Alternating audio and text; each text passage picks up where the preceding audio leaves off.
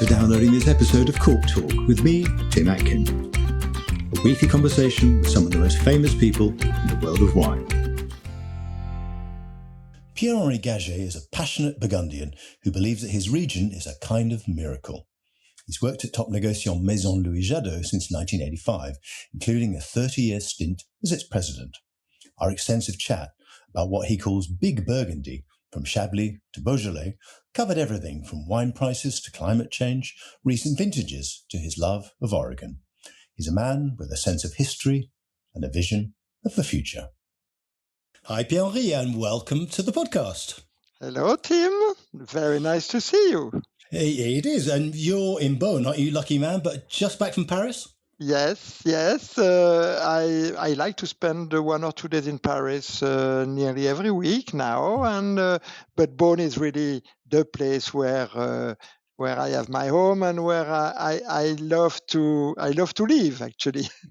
Yeah, I've been to your house and it's absolutely lovely. But you were born in Beaune, weren't you? The year after your father, André, who we'll talk about in a minute, he joined Louis Jadot as the winemaker. Is that right? You were born in 1955. Absolutely. Nearly now 70 years ago.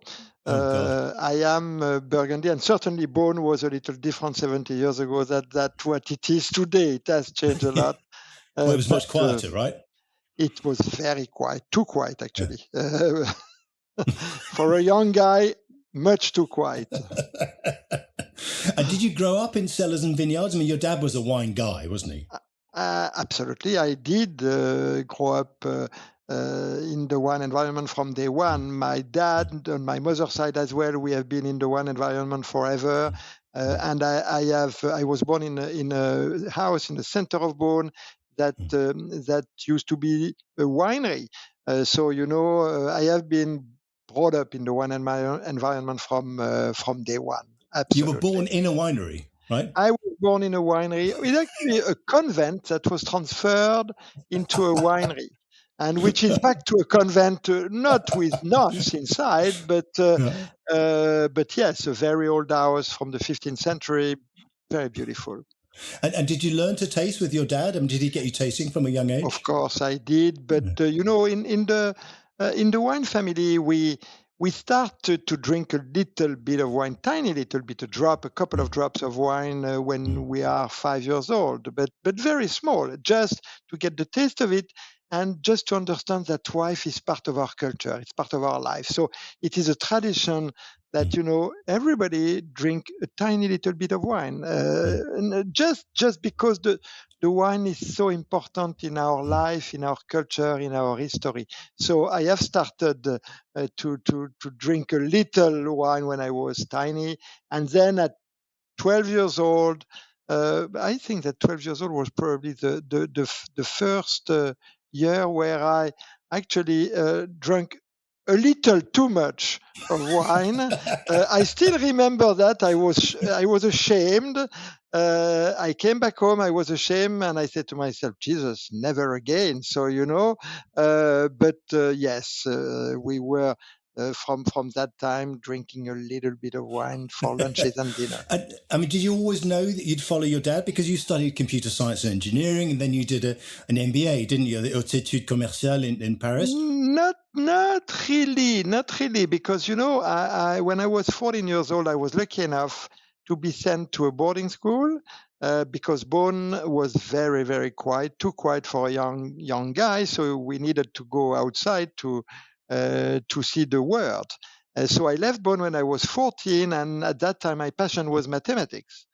So I became an engineer. I studied computer, but the computer at the very, very first time, when the computer was the size of a house, where we printed the programs on cards during the night. But I liked it very much. And then I took an MBA. So I spent actually 15 years out of Burgundy, from 15 years old to 30 years old.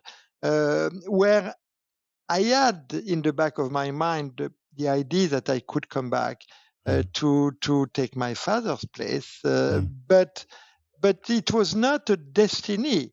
It was a possibility. So I have not been brought up as a winemaker.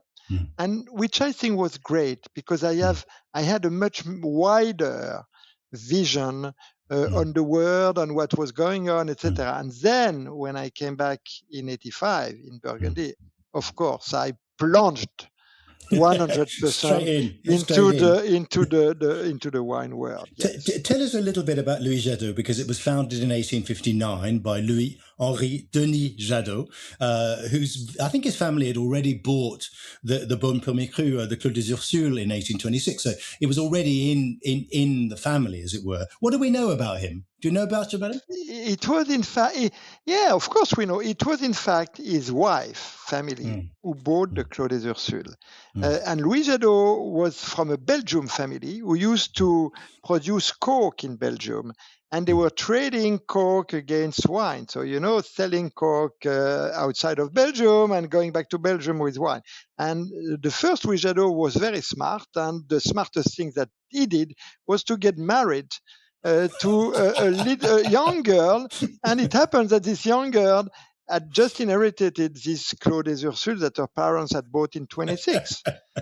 So the Louis Jadot, the first Louis Jadot, became a vigneron and said to himself, "Okay, I have no money. I have this small piece of vineyard. Let's start a company. Let's call it Louis Jadot, and let's buy grapes from other people." So it started as a very tiny little domain, 2 hectares, and then growed step by step as what we call the wine company, Maison Louis Jadot, buying grapes from other people, exactly the same way as Louis Latour, Drouhin, Bouchard were doing at that time. Yeah. And remember, at that time, the power was not in the hands of the vigneron. The power was in the hands of those who were trading, who were selling wine, the merchant. So Maison Jadot was making wine and selling wine. But the fact to own vineyard was, of course, a little important, but not that important, because they could find grapes everywhere. It was very easy to buy grapes at that time. So it was unusual for négociants to own vineyards, wasn't it? I mean, how was the trade structured? So in those days, the négociant would buy wine, or would they buy grapes, or both? They would buy both. But most of the négociants had a little domain. So usually we like to say that the négociant at that time in the 19th century was a grower that was an entrepreneur, tiny little grower who was entrepreneur and then decided to grow, and to grow they had to buy grapes or young wine which were 1, 2, 3 months old that you could taste, and you buy it bulk. And the job of the négociant was to age it, bottle it, and sell it. Yeah, but you said you didn't join the company till 1985, so you were 30, and you worked under your father. And your father, I knew your father a little bit. He was a strong personality, wasn't he? I mean, what was it like working with him? He was great. He was great, but I have to say I've been extremely fortunate because we got along very well. When I arrived in '85, he told me, I am the boss. You are going to work with me. You don't know anything. You're going to learn. I will listen to you. However, I will take the decision. When I will retire, you will take the decision, and I will give you advice. You will listen or not. You do what you. But until I am there, it's me. So we got along very well, and I learned everything because of him, through him, and also through our winemaker. At that time, we had a fabulous winemaker called Jacques Lardière, who had joined my father when he was very young. And Jacques was a wonderful man, still is a wonderful chap. He's an amazing human being, an amazing winemaker, an amazing human being. Yeah? Amazing human being, yes. I love him. I still love him very much. And he taught me everything with my father. He was completely open-minded. So I learned a lot in 7 years. I took over from my father in '92. So my father retired in '92, and in 7 years, I learned a lot. Did you ever disagree with your father about anything? I mean, most sons do, let's face it. Yes, most sons do. But, the Jadot, I have to say that the Jadot model was extremely successful. Thanks to my father, the way he had organized the company following the Louis Jadot family. And of course, we had some normal disagreement, but not big. not big. At that time, Maison Jadot was small and was very much concentrated on a few markets. Was selling wine to the US, to the UK, to France, and that's nearly it. Very, very little outside. So I said to my father, we need to have several legs. It's too dangerous to be only in the US and the UK. So we need to go everywhere. So I told him, if we want to be strong, a company in Burgundy to be strong must have great vineyard. So we need to buy more vineyard, first thing. Second thing, we need to produce great wine. So we have a great winemaker, great team, etc. And third thing, we need to have a great distribution network all over the world. And not only in the major country, everywhere.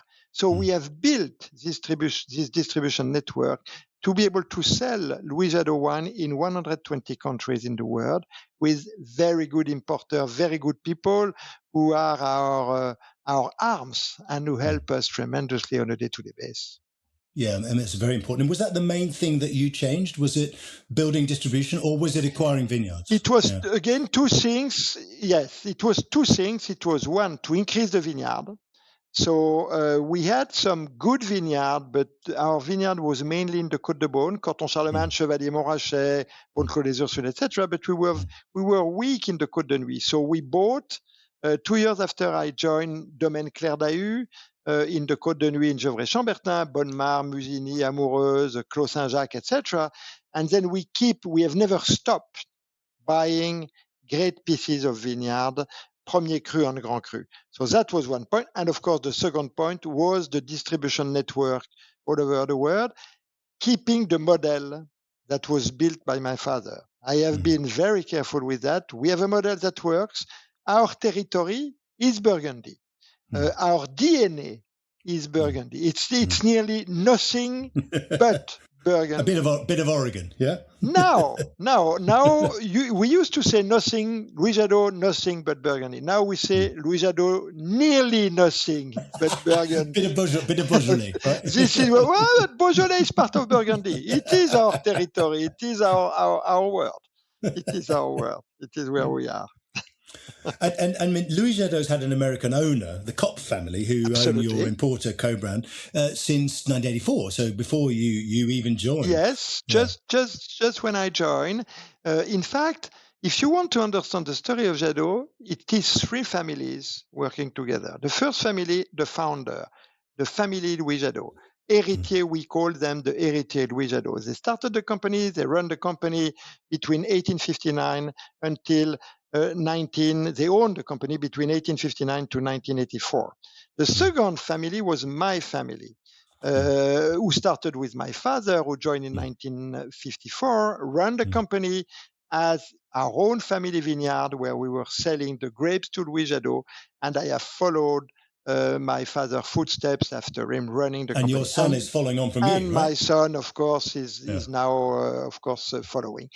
Yeah. And the third family is, of course, the Kopp family, who has been the importer of the Louis Jadot wine since 1945, just after the war, and did a great job for Louis Jadot. Remember, in 1944-45, Jadot was tiny.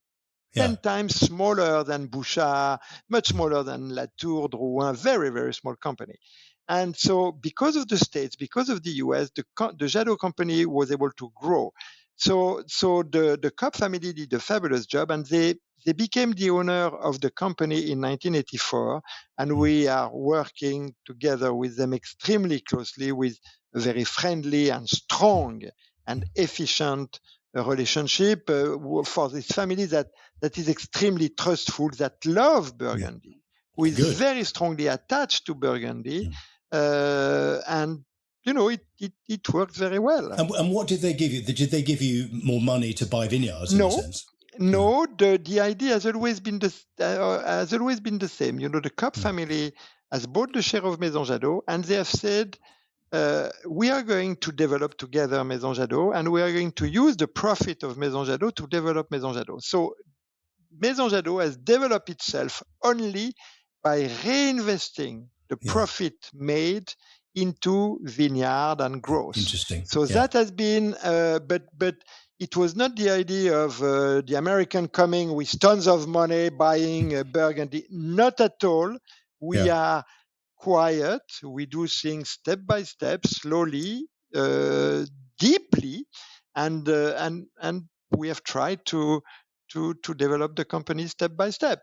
Yeah, I think that's the best way of doing it, isn't it? Really. I mean, you started. You said in '85. You've talked a little bit about how Beaune has changed since you were a kid growing up. But how has the region changed? I mean, are the wines different? Are the people different? Because I mean, I remember when I went to Burgundy first time in 1986, and I was sat next to a very well-known vigneron who'd never been to Paris. I mean, Yes. And Paris, as you said, you're going there twice a week now. It's a very different place, isn't it? It has strongly changed. And if you ask my wife, she would tell you that the change has been completely dramatic, because I can assure you that when I took my wife to Beaune in 1985, she did not come with a big smile. She found Parisian, right? she found it very boring, very countryside, nothing, etc. Now, the young generation has done a tremendous job. They travel everywhere, and they have studied outside of Burgundy, and so they have brought back many ideas, a lot of things. The success of Burgundy has made Burgundy much better. And in addition to that, many people coming outside from Burgundy have started to live in Burgundy. Some young winemaker. There are plenty of young winemakers who come and they try, they buy grapes, even not in the great appellation, maybe in the small villages, but they do a tremendous job, and they bring a lot to Burgundy. They bring their passion, they bring their talent. I don't believe in a place that depends only on the families that were there 200 years ago. I think we that's like very true. to have people coming from outside, making Burgundy better. It is exactly what has happened in the past 40 years. Because, I mean, the people of your father's generation, they wouldn't have studied at university, would they? They studied winemaking, very little. In cellars, really, didn't in they? cellars, absolutely. Very little. A few had been, but very, very little people had traveled. My father used to travel to the States since the late 50s, 3 weeks a year. He was unusual, though, right? It was very unusual, very unusual. Now, of course, it's a different world, and it's true. We are extremely fortunate. Burgundy is shining. We are part of the UNESCO heritage, which is a good thing, because it obliges us to keep what we have received. We have received a fabulous gift, a vineyard, a landscape that has been designed by generation of vignerons in the past 2,000 years. So we have a treasure in our hand. We have to protect this treasure. It is our duty. It is very, very important. Yeah, I think you're right. I mean, one of the big changes, even since '85, has been the rise of domain bottling. Yes. When did domain bottling, in other words, the growers who had the vineyards bottling their own, when did that really start? It really started in the 50s, I would say, because for one main reason is that the company, the négociant company at that time, were not able to buy the grapes anymore. Remember, Burgundy was booming at the end of the 19th century, and was booming until the big crisis in 1929. From 1929 to 1970, Burgundy was in a very difficult situation. Everybody was losing money. All the big domain, all the big proprietors, most of them sold their vineyard, was in very bad situation. My grandfather told me that from 1930 to 1960, he was losing money every year. So it was very, very difficult. And the vintages were worse, as in those days. I mean, they were less reliable, weren't they? That you could have absolutely. three or four terrible vintages in a decade. Right? Absolutely. The weather was not what it is today. It was extremely tough. So the grower had only, there was 3-4 years of inventory in the cellar, in cask, not bottled, in cask.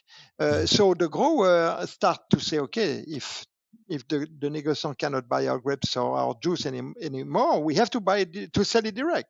And they start to bottle and sell. And it has made Burgundy so much better. So we have reached now a perfect harmony between the wine company, the bigger company, and the small grower that used to be competitor and used to fight a little bit one against each other 50 years ago, and today that are working together to make Burgundy better.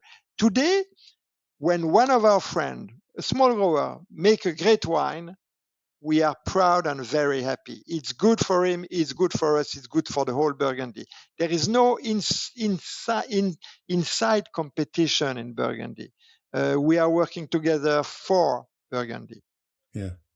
I mean, do you think that the success of the small growers of domain bottling encouraged the négociant to buy more vineyards, from the 70s on? Yes, it was a necessity, Tim. No choice. Because 40, 50 years ago, I could buy grapes or young wine in the Grand Cru or Premier Cru appellation. Today, my friends growers, those who were at school with me or who were at school with my children, no way, they are not going to sell us any grapes anymore. They sell the wine by themselves. And they are right. I would do the same at their place. So no choice for the great company. We need to have vineyard, especially in the Premier Cru and Grand Cru appellation. In the Bourgogne Rouge, the smaller appellation, it's not as necessary because there is volume, there is more grapes we can buy. And it is not actually our duty and our role to own vineyard in this appellation.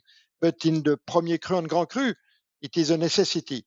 You've got amazing Grand Cru, haven't you? Claude Bèze and Chapelle-Chambertin, we are Clos Saint-Denis, fortunate. Musigny, Bonnemar, Clos Vougeot, Échezeaux, Cortan, various Cortans. You've got Chevalier Montrachet, Corton Charlemagne. You've got all of those things. You've got 270 hectares now, roughly, or a little less than that. I think that it's around 230, something like that. Yeah.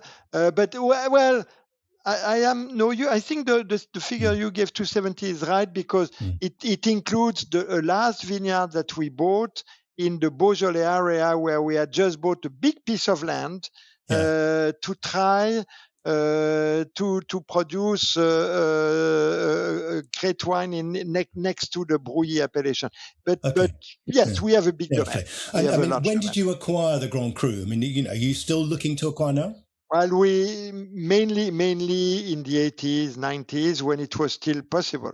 Today, we would love to buy more Grand Cru, but it would be very difficult because it has become too expensive to be. It's too expensive. It's too expensive. The price of the great vineyard are very, very high. For one reason is that the Grand Cru of Burgundy are extremely desirable for the very rich people all over the world.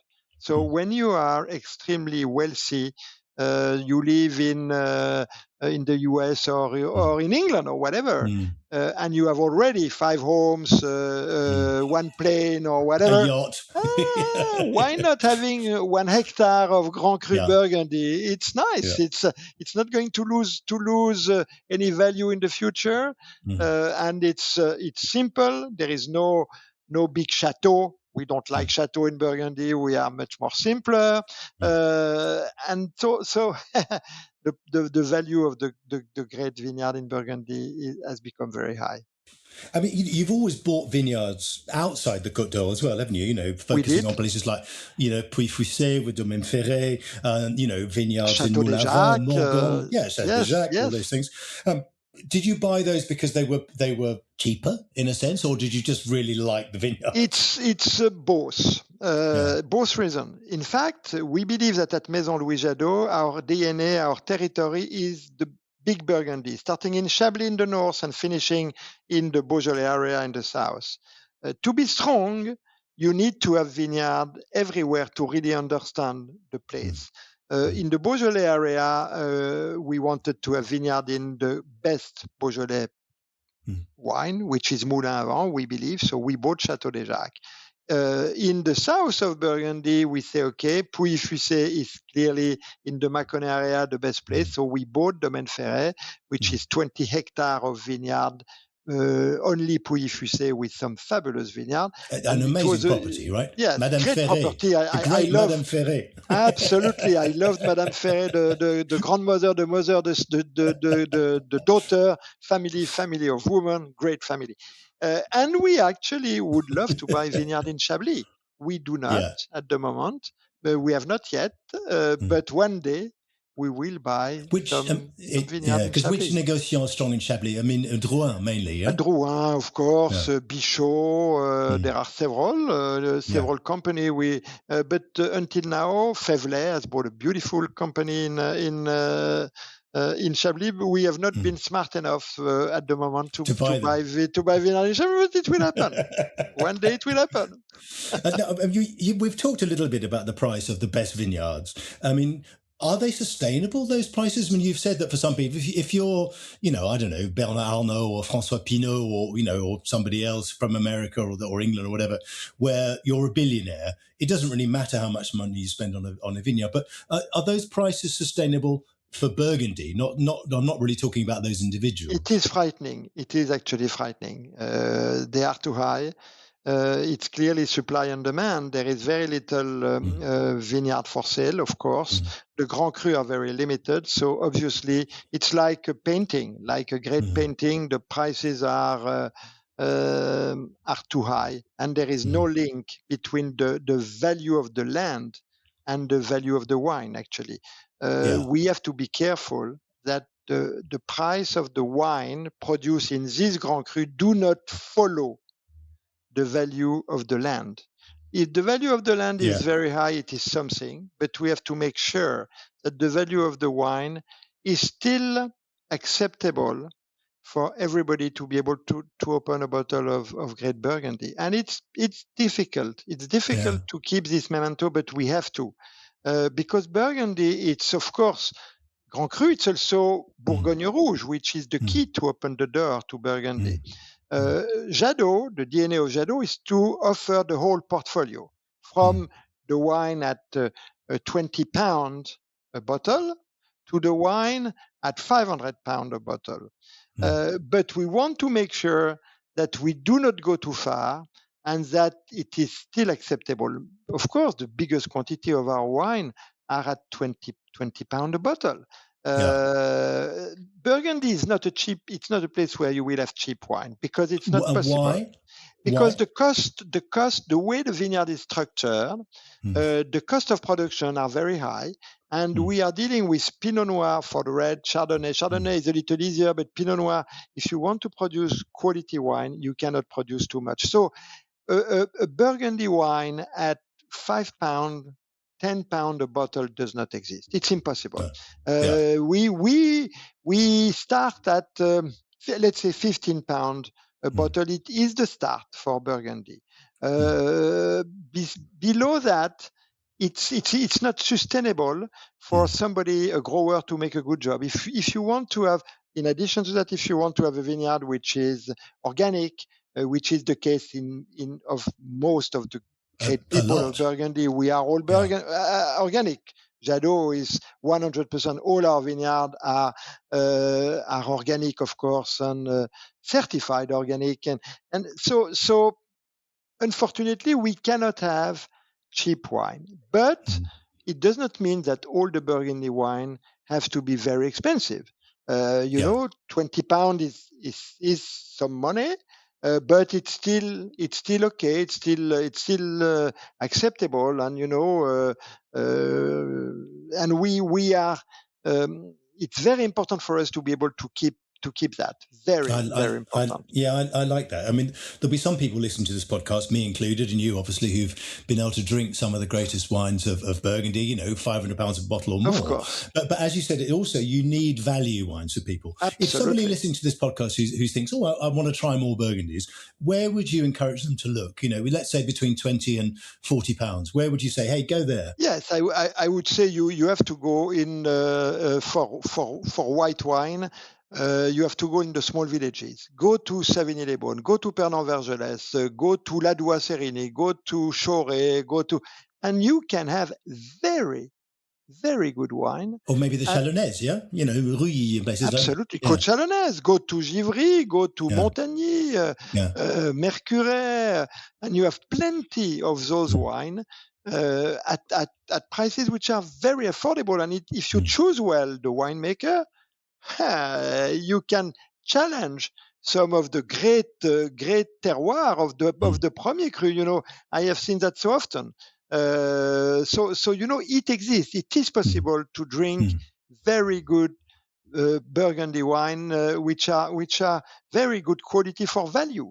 Obviously, when you drink the great Grand Cru, we don't talk so much about value. Here we talk about quality, something exceptional, something unique that represents a special place, which is that you can, once, twice a year. Okay, you They're can. Rare wines. Yeah. But this is different. It is extreme quality, something very special, very unique. But the day-to-day quality for value for quality is absolutely possible in Burgundy. Absolutely. Yeah. Listen, I want to talk to you a little bit about climate change because it's a big topic in Burgundy, and there's a good side. We know that. You don't get those runs of vintages like you had like in the early 80s, between 80 and sort of 86, 87, some pretty difficult vintages. There's more heat though. There's earlier budding. There's greater frost risk. Just tell me, how are you dealing with climate change? I mean, how do you view it? Climate change for Burgundy in the past 40 years, what I have seen myself, in terms of quality, has been a home run. Clearly, in the past 40 years, the fact that the weather was better has made a much better ripening of the grapes, a much harvest that was a little earlier, a quality which is much better, and as an average that we had before. It's clear, no doubt about it. However, and I was going to say to you, even a vintage like 2013 is much better now than it would have been in the 80s because people were betting winemakers, right? Absolutely. No doubt about it. Having said that, climate change means also severe weather. So it means, as you said, an early bud break, which means that we have the risk of frost, which is very strong. So we can lose yield. Absolutely. We can have hail.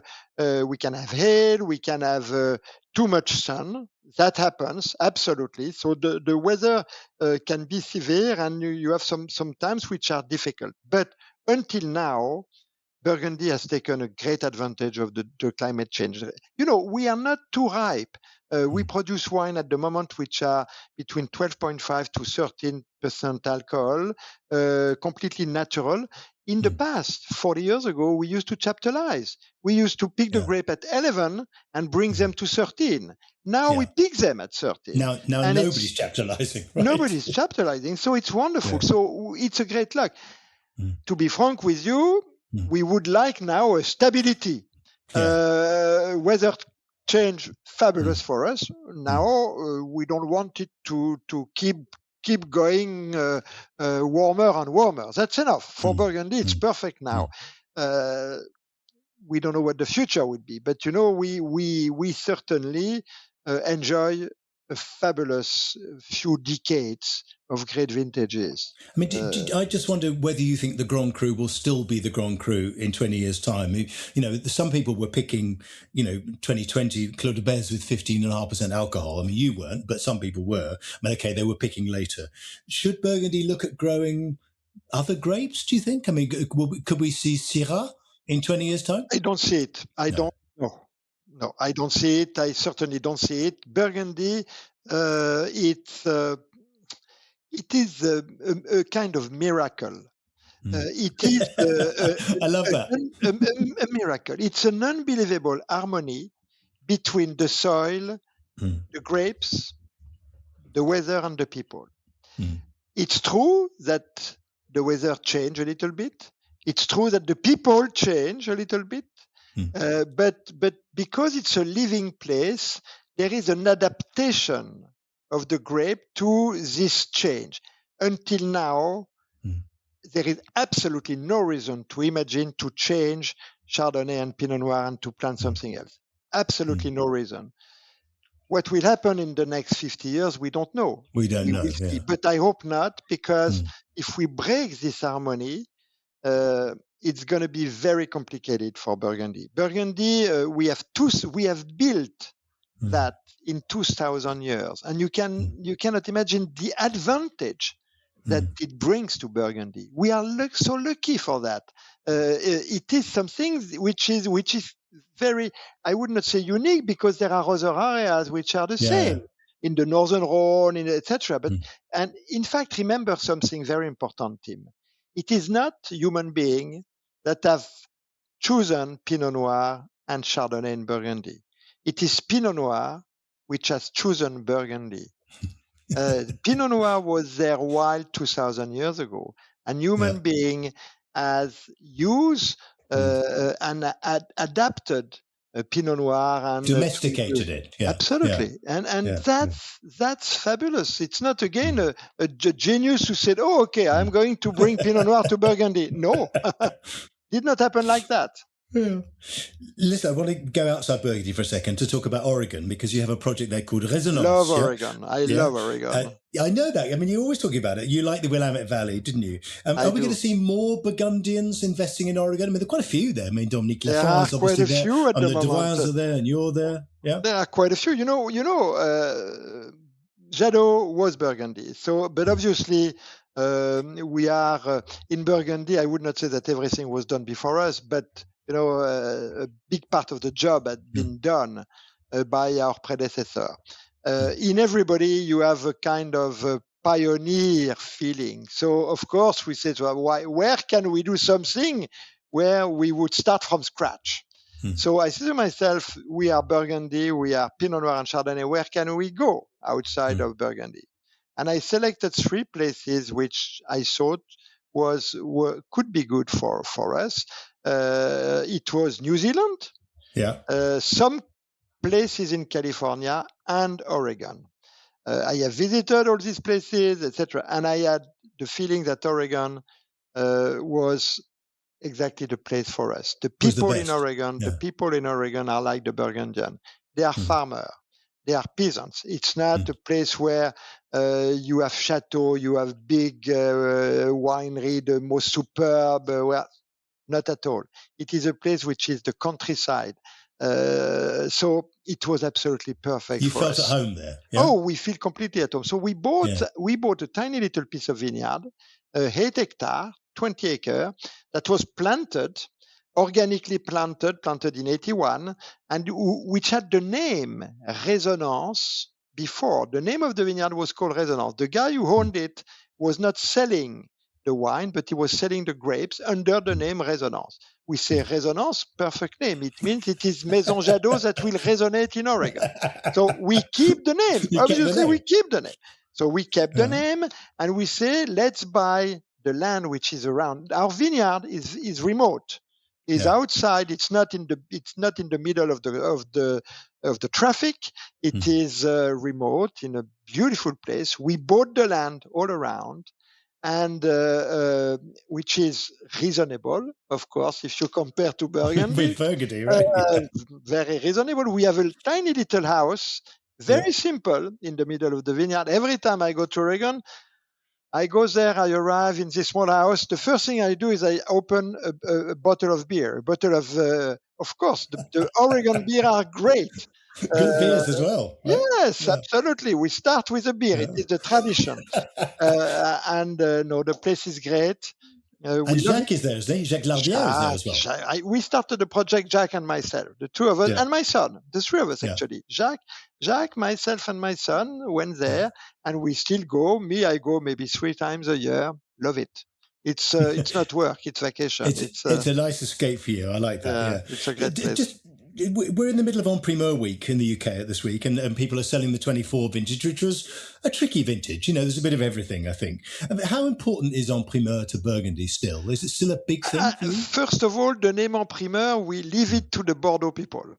Burgundy, it's not En Primeur. I would say it is the first choice, the first release of Burgundy. We don't ask our customer to pay in advance. We don't like that. We when we sell our wine, we deliver our wine, and our customer pay us. That's the first thing. But this first release is very important because, of course, it's a way for us to show as a team, and I insist on that. It is a team that makes the result. At Maison Louis Jadot, it is a team that produces the wine. In Burgundy, it is a team of growers, of négociants all together that makes Burgundy great. So it's Burgundy that show its wine for the first time to the trade and see the reaction. Of course, many people have already come and tasted the wine in the barrel before. In Burgundy, But we have the 24 vintage. So the 24 vintage is, of course, a little strange vintage, tricky. Tricky.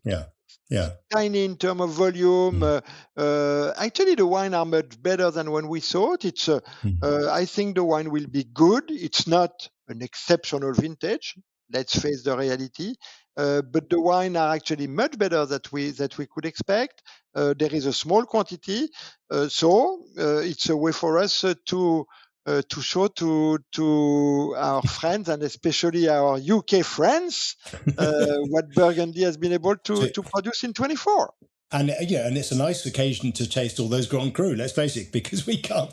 The prices, as you said, are quite challenging for most of us. Yes, it is. It is. And but in 24 there are very little. The production. I've seen some of the photos of cellars. I mean, with just nothing in them. Nothing. We have almost nothing. Yeah. We lost. At Maison Jadot in the Côte de Nuit, we lost 80% of the crop. 80%. 80%. So because of what? Our crop is 1/5. Mostly, was it mildew? We lost a lot in mildew, and of course, everybody, all those who are organic. When mildew attack very strongly, you lose probably more because you have not the treatment against mildew. But mildew was the big part. But in addition to that, all the season we had a humid weather during all the season in 24, and the crop was small. And when you go to the vineyard in July or August, when you see little grapes, you say, okay, I will have a small harvest.